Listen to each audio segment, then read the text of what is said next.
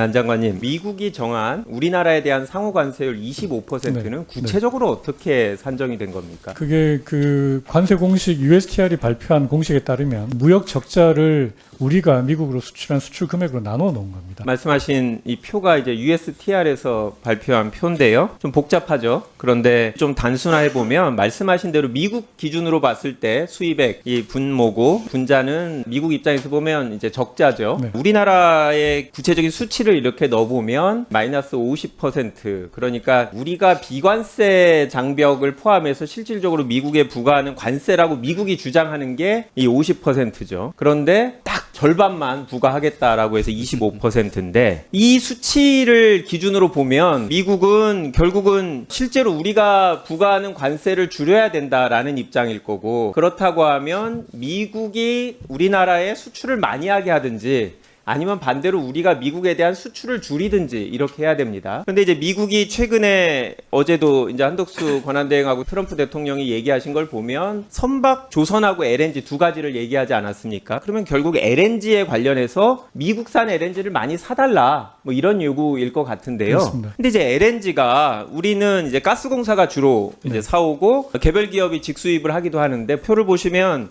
미국에서 수입하는 게 한 10%, 11% 정도 됩니다. 가스공사의 경우는. 이유가 있겠죠. 가스공사는 주식회사 아닙니까? 상장회사고. 네. 미국계 싸기는 쌉니다. 조금. 근데 중동산에 비해서 싸지만 운송 비용이 한 두세 배 되고, 기업들 입장에선 장기 계약을 할 수 있느냐, 스팟 거래냐 이런 것들을 고려해서 경영 판단을 통해서 미국보다는 다른 나라에서 더 많이 사온다는 얘기죠. 그러면 우리가 이제 미국하고 협상을 하기 위해서 우리도 뭔가 제안을 해야 되는데 미국은 명확하게 노골적으로 LNG 부분을 해결해 달라라고 요구하는데, 장관님께서 구체적으로 우리가 미국으로부터 LNG를 더 많이 수입하기 위해서 어떤 전략을 갖고 계십니까? 아니면 그거는 고려 대상이 아닌가요? 아니요, 제가 여기서 뭐 그런 내용을 다 공개를 해서 말씀드리기 조금 어려운 부분이 있습니다. 그렇지만 여기 표에서 보시는 것처럼 지금 중동산에서 가스공사가 수입을 많이 하고 있는 부분이 이제 아까 그래프에도 보이는데, 중동에 지금 여러 가지 그 정황이 불안한 경우들도 많고 해서 우리가 수입선 다변화를 하는 것이 에너지 안보 차원에서 중요한 부분은 좀 있습니다. 그래서 저런 부분을 서로 윈윈할 수 있는 부분에 있어서 우리가 여지를 만들 수 있는 부분을 최대한 확보를 해서, 그래서 우리가 수입을 늘려서 우리가 수출하는 거를 줄일 수는 없고 맞습니다. 수입을 늘려서 무역 수지를 최대한 맞춰보는 그런 여러 가지 전략을 좀 제가 네. 고민하고 있습니다. 뭐 사실은 우리가 취할 수 있는 방향은 그 방향밖에 없다고 생각합니다. 그런데 문제는 이게 국가가 수입하는 게 아니잖아요. 개별 기업들인데 개별 기업 입장에서는 반대급부가 주어지지 않으면 우리 국가 전체의 이익을 위해서 개별 기업들의 손해를 감수할 수는 없죠. 그건 업무상 배임입니다. 그러니까 이 개별 기업들한테 어떤 인센티브를 줄 건지 이런 것들을 고려해야 되고, 이게 무슨 대단한 비밀이 아니라 이 방향으로 갈 수밖에 없다는 건 온 국민이 다 아는 거라서 이 구체적인 부분에 대해서 정확한 반대급부가 뭔지는 몰라도 방향성에 대해서는 국회하고 국민들한테 알려주셔야 되지 않을까라고 생각이 들고요. 아까 그 장관님이 과거에 이제 미국 가신 얘기들을 좀 하셨는데 올 초에 1월 달에도 이제 미국을 가셨어요. 네. 당시에 캐서린 타이 USR 대표를 만나셨잖아요. 네. 혹시 이분하고 트럼프 정부의 관세 정책에 대해서 논의하셨습니까? 그건 아니었지만 이제 USTR의 그 전반적인 정책 방향, 그리고 이제 거기도 그 트랜지션을 해야 되는 상황이라, 예, 그런 관련된. 네, 맞습니다. 내용들. 그런데 이게 이제 바이든 정부의 USTR 대표인데 우리가 생각했던 지난 정부의 미국 정부의 관세 정책이 그대로 유지가 되지 않았잖아요. 완벽하게 바뀌었잖아요.